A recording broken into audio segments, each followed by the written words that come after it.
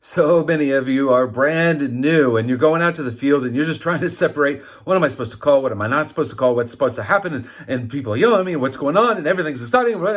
Okay, so I went out to the field. I recorded some best practices from our assistant referees because that's where we're all going to start. So when you go out to the field, what does it look like to make sure that you are doing what you're supposed to be doing as an assistant referee? These first couple of clips show the thousands of small movements that ARs do throughout the game so that they can stay with the second last opponent or the ball, whichever is closest to the goal line. This includes going away from the goal line or back up the field to make sure you are with the second to last opponent at all times.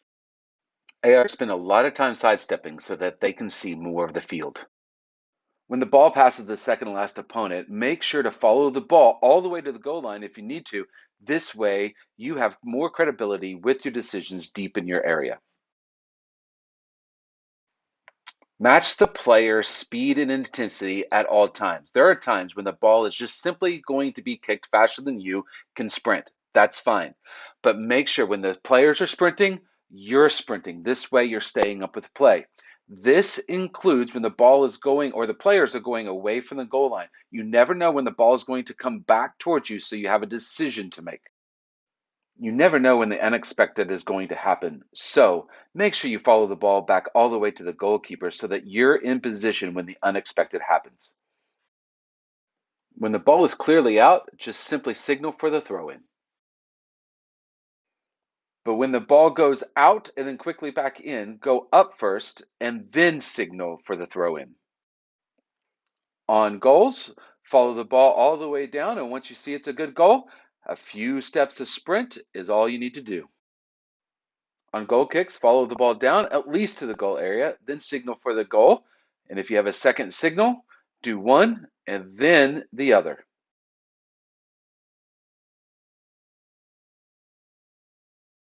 For corner kick signals, make sure to move all the way down to the corner and then signal for the corner kick.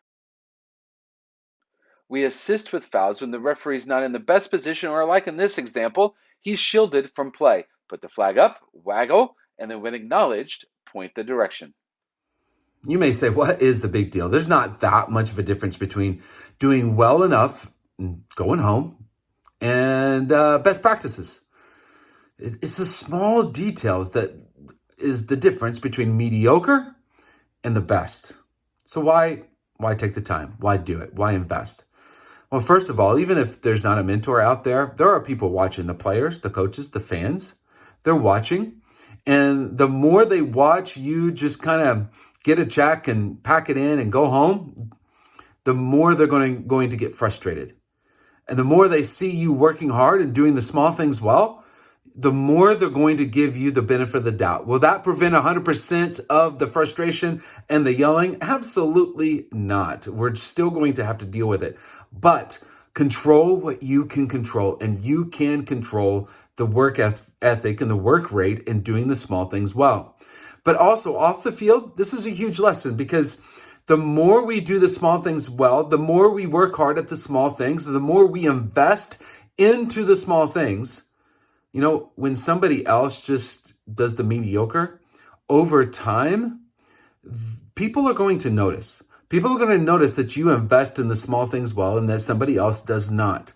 And they'll pick you over the person that is mediocre and doesn't invest in the small things. So you will reap the rewards down the road. It may not be today, it may not be tomorrow, but over time, you will see the investment come back in rewards. So when you go out to the field, don't be mediocre. Be the best you can be.